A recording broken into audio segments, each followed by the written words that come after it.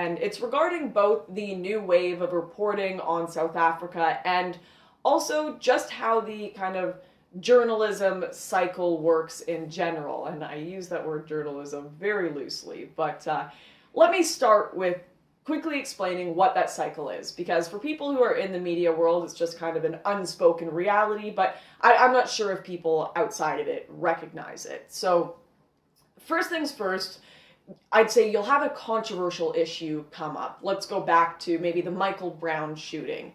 And initially, if you came out with some of the opinions that are out in the internet sphere today, you would have your life destroyed. So you'll maybe have one or two or a few people come out and write a piece saying, maybe Michael Brown wasn't as innocent as we initially thought. Maybe Darren Wilson wasn't just out shooting black people for kicks and giggles. And those few people who would come out, they would be lambasted. They would probably lose their job, who knows, but they were the first person to kind of come out and push the Overton window.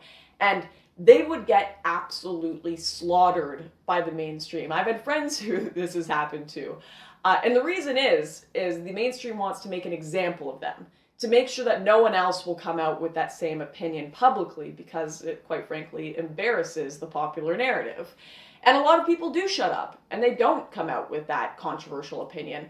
But luckily, with alternative media, you've started seeing YouTubers, Medium bloggers, all sorts of people coming out and talking about these untouchable ideas.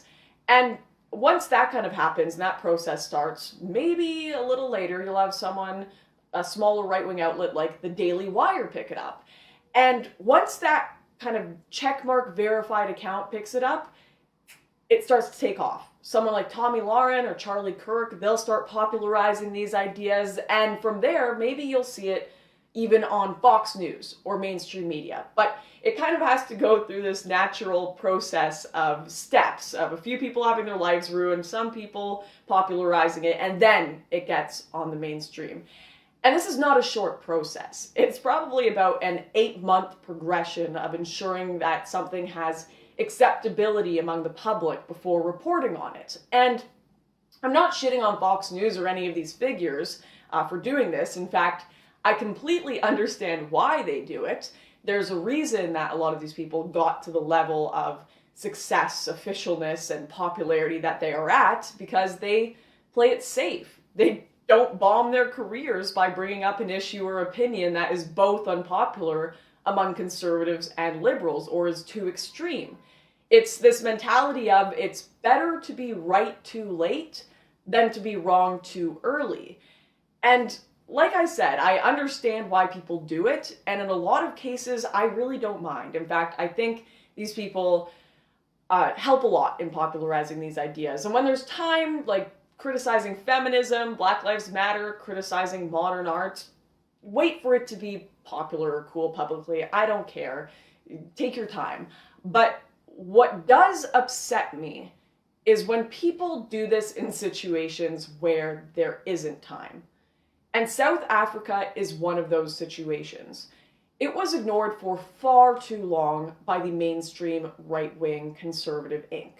because people didn't want to be the first to bring it up. They didn't want to seem like the crazy pro-white conspiracy theorist first. And I'm not going to be addressing the left-wing media in this video because I don't expect anything from them. I don't expect them to talk about this issue. I don't expect them to feel bad for white South Africans. They're a total write-off. But I do expect a lot more from conservative media. And they have been very silent on South Africa up until every count has been proven, up until the very last moment.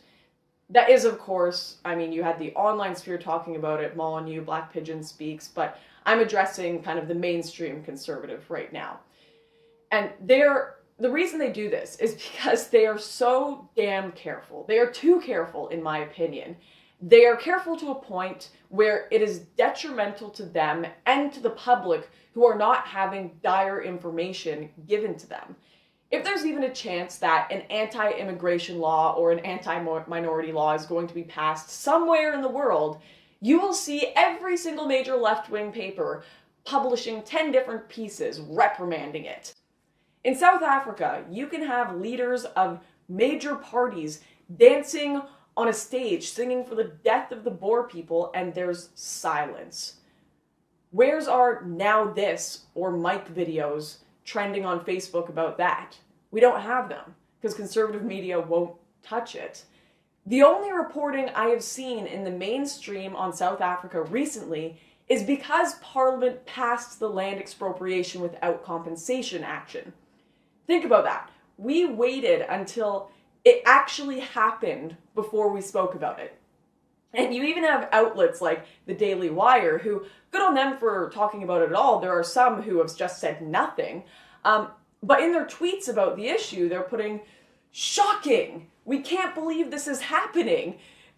Really?